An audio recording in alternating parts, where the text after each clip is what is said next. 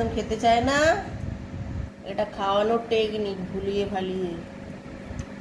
আপনারা ভাববেন না যে এবার নোংরাতে দিচ্ছি, আর এক্ষুনি ঘরদোর পোছা।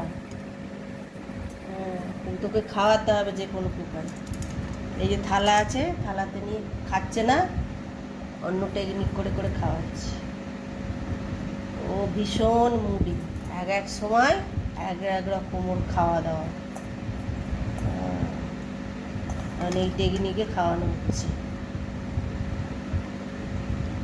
তাই না? যেমন খুশিভাবে পেটটা ভরলেই হলো বাচ্চা।